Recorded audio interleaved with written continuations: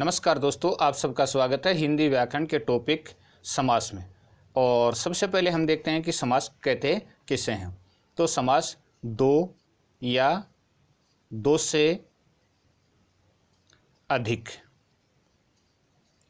शब्दों के योग को क्या कहा जाता है? समास कहा जाता है। तो समास की परिभाषा ये है कि दो या दो से अधिक शब्दों के योग को क्या कहा जाता है? समास कहा जाता है। समास का उल्टा या विपरीतार्थक शब्द होता है, उसको कहते हैं व्यास। यानी समास का विलोम शब्द होता है व्यास। तो मतलब हुआ दो या दो से अधिक शब्दों का योग, और उसको क्या कहा जाता है? समास कहा जाता है। अब चलिए समास के प्रकार देखते हैं। तो सबसे पहले तो ये है कि समास कितने प्रकार के होते हैं। तो समास 6 प्रकार के होते हैं। समास कौन कौन से होते हैं? 6 प्रकार के होते हैं। और 6 प्रकार में से आज हम जो समास है उसका ज्ञान प्राप्त कर रहे हैं, उसका नाम है अव्ययी भाव समास। अव्ययी भाव समास। अव्ययी भाव समास का हम विस्तार से विवेचन करने वाले हैं इस वीडियो में। तो दोस्तों, जैसा कि आप जानते हो, अव्ययी भाव समास की विशेषताएं देखते हैं।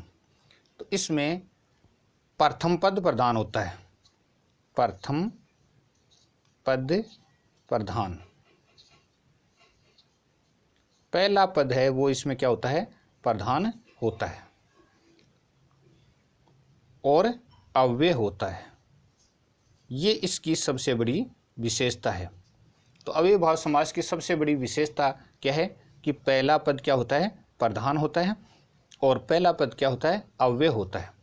अब यहाँ पर प्रथम पद को देखते हैं। तो प्रथम पद कहते हैं पहला शब्द। प्रथम पद का मतलब पहला शब्द। और पहला शब्द है वो क्या होता है? अव्यय होता है। उसको अव्यय के रूप में देखा जाता है अव्ययी भाव समास में। अब हमारे सामने आता है कि ये अव्यय क्या होता है। अव्यय तो जो लिंग, वचन, कारक, काल आदि के कारण से परिवर्तित न हो। लिंग, वचन, कारक, काल आदि के कारण से परिवर्तित न हो, उसको क्या कहा जाता है? अव्यय कहा जाता है। उसका नाम अव्यय होता है। और अव्यय से ही बना है अव्ययी भाव समास। अव्ययी भाव समास बनता है। तो सबसे प्रमुख रूप से दो जानकारी हमारे सामने आई कि एक तो प्रथम पद प्रधान होता है। तो प्रथम पद प्रधान होता है इसका, और इसका जो प्रथम पद है वो क्या होता है? अव्यय होता है। अब हम इसके उदाहरण देखते हैं, और उदाहरणों को हम बहुत ही लंबी श्रृंखला के रूप में चलाते हैं। पहला है जैसे प्रतिदिन। यहाँ पर हमें गौर करने की ज़रूरत है। प्रतिदिन, प्रतिदिन का जो समास विग्रह होगा वो होगा प्रत्येक दिन। प्रत्येक दिन ये समास विग्रह होगा। प्रतिदिन का जो समास विग्रह होगा वो प्रत्येक दिन होगा। लेकिन यहाँ पर प्रति है वो क्या है? अव्यय है। देखने की बात है कि प्रति है वो अव्यय है और प्रथम पद है, और प्रथम पद के आधार पर ही इसका अर्थ निकाला जा रहा है। चलिए नेक्स्ट देखते हैं उदाहरण। यथा विधि। अगला उदाहरण है यथा विधि। अब यथा विधि का समास विग्रह करते हैं। तो यथा विधि का विधि के अनुसार, विधि के अनुसार, और यहाँ पर हम देखते हैं अव्यय है वो यथा है। यथा विधि यानी विधि के अनुसार, तो अव्यय है वो क्या है? यथा है। अगला है यथाक्रम। यथाक्रम, और इसका जो विग्रह होगा वो होगा क्रम के अनुसार, क्रम के अनुसार। अब यहाँ पर हमें ध्यान रखने की बात ये है कि यहाँ हम विग्रह कैसे करें। विग्रह यानी ये जो शब्द है पूरा का पूरा यथाक्रम, इसका जो शब्दार्थ है वही क्या हो जाएगा, इसका विग्रह हो जाएगा। शब्दार्थ ही इसका क्या हो जाएगा, विग्रह हो जाएगा। और इसमें यथा है वो क्या है, ऐसा शब्द है जो लिंग, वचन, कारक, काल आदि के कारण से परिवर्तित नहीं हो रहा है। तो यहाँ पर ये यथा शब्द है वो क्या है, अव्यय है। चलिए नेक्स्ट उदाहरण से समझते हैं। आजीवन, आजीवन, तो अपना शब्द है आजीवन, और आजीवन का अर्थ होगा, क्या होगा, जीवन पर्यंत। जीवन पर्यंत इसका अर्थ होगा, जीवन पर्यंत। तो जीवन पर्यंत का जो मतलब है वो जीवन भर, और इसमें आ उपसर्ग है। दोस्तों अव्यय भाव समास में उपसर्ग पहले आते हैं, तो आ उपसर्ग हो गया, आ प्लस जीवन, और पूरा बन गया आजीवन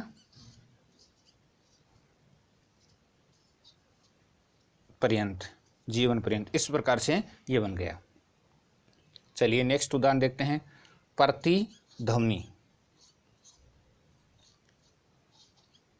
प्रतिध्वनि, तो प्रतिध्वनि शब्द है उसका हम पहले विग्रह देखते हैं। तो ध्वनि से उत्पन्न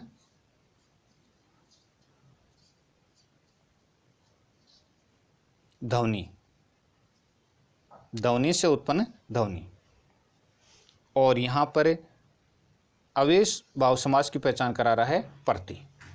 तो ध्वनि से उत्पन्न ध्वनि और अव्यय भाव समास की पहचान करा रहा है जो शब्द है वो है प्रति। चलिए नेक्स्ट देखते हैं। अभूतपूर्व, अभूतपूर्व शब्द है। अब यहाँ पर देखिए अभूतपूर्व शब्द को देखते हैं, और इसका जो रूप है वो देखिए, जो पूर्व में नहीं हुआ हो, पूर्व में नहीं हुआ हो। तो जो पूर्व में नहीं हो, अभूतपूर्व यानी अनोखा भी कह सकते हैं इसको। और इसमें जो ये है उपसर्ग है और अव्यय भी है, अव्यय या उपसर्ग है। तो इसके आधार पर हम इसकी पहचान कर सकते हैं, यानी ये अपना हो गया। नेक्स्ट उदाहरण देखते हैं। आजन्म, ये हो गया अपना आजन्म, और इसका जो विग्रह है वो जन्म से। अब जन्म से हो गया, तो जन्म से हो गया, तो इसमें ये है वो उपसर्ग भी है और अव्यय भी है, इससे से बना है आ जन्म। अब यहाँ आप सोचोगे कि दो शब्द कौन से हैं, तो दो शब्दों की बात नहीं है, यहाँ पर उपसर्ग है, और उपसर्ग होने के कारण से यहाँ पर अव्यय भाव समास है। चलिए नेक्स्ट फिर है नालायक, नालायक, इसमें जो लायक नहीं है, जो लायक नहीं है, लायक नहीं। चलिए अब लायक नहीं, अब यहाँ पर ये ना है वो क्या है, पहला शब्द है, प्रथम पद प्रधान है, और इसी के आधार पर शब्द है वो अर्थ दे रहा है। तो इस प्रकार से अपना अव्यय भाव समास है वो बन रहा है। चलिए एक उदाहरण और देखते हैं। हर वर्ष, ये अपना नया शब्द है हर वर्ष, और इसके अंदर जो हर है वो उपसर्ग है, और हर वर्ष का हो जाएगा प्रति वर्ष। अब यहाँ देखिए हर वर्ष का अर्थ भी क्या हो गया, प्रतिवर्ष हो गया, और प्रतिवर्ष हो तो भी क्या होगा, अव्यय भाव समास होगा। चलिए अगला है भरपेट। भरपेट, तो भरपेट का अर्थ है वो पेट भरकर, पेट भरकर, और यहाँ पर भर है वो क्या हो गया, अव्यय है। तो यहाँ हमें ध्यान रखने की बात यही है कि पहले शब्द को हमें पहचानना है। और दोस्तों सबसे बड़ी बात मैं आपको बता दूं कि उपसर्ग, अगर आपको शब्द के पहले नज़र आ जाए तो आप उस समास का विग्रह अव्ययी भाव समास ही करेंगे। यानी उपसर्ग अगर आपको प्रारंभ में नज़र आता है तो अव्ययी भाव समास होगा। ये एक नियम ही बना लीजिएगा आप। चलिए एक और देखते हैं ताकि अपनी तैयारी और हो जाए। अत्याचार, यहाँ पर अति उपसर्ग है, अति उपसर्ग है और इसका अर्थ हो गया आचार का अतिक्रमण। यानी अत्याचार यानी आचार यानी अच्छे व्यवहार का क्या हो जाता है, आचार का अतिक्रमण। ये हो गया आचार का अतिक्रमण। तो यहाँ पर अति क्या है, उपसर्ग है, और इस कारण से ये क्या है, अव्यय भाव समास का उदाहरण है। चलिए एक इसमें विशेषता और होती है कि जो शब्द दोहराए जाते हैं यानी बार बार, यहाँ भी क्या है, अव्यय भाव समास है। घर घर, इसमें भी क्या है, अव्यय भाव समास है। द्वार द्वार, इनमें भी क्या है, अव्यय भाव समास है। तो जो शब्द दोहराए जाते हैं या जिन शब्दों की पुनरावृत्ति होती है वहाँ भी अव्यय भाव समास होता है।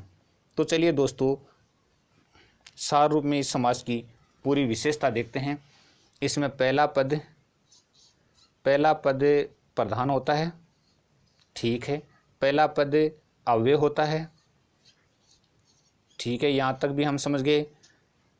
पहला पद है वो उपसर्ग भी होता है, यानी उपसर्ग इसकी पहचान होती है, उपसर्ग है।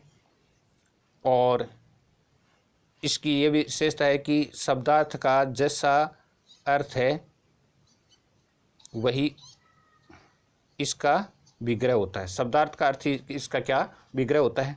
तो आज की वीडियो में दोस्तों आप समझ गए होंगे कि हम क्या कहना चाहते हैं। कभी न भूलने के लिए प्रथम पद अव्यय, या समझने के लिए उपसर्ग होता है। और आप जितने भी उपसर्गों से बने हुए शब्द हैं उनको अव्यय भाव समास के रूप में देख सकते हैं। जैसे एक उदाहरण और दे देता हूँ आपको। प्रत्यक्ष, अब यहाँ पर प्रति उपसर्ग है, प्रति प्लस अक्ष, प्रत्यक्ष ये बनता है और इसका अर्थ होता है आँखों के सामने।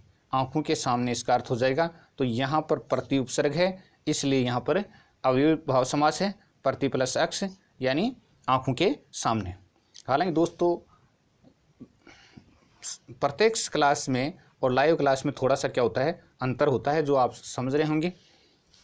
अब जैसे आपके सामने एक और उदाहरण देता हूँ। दरअसल,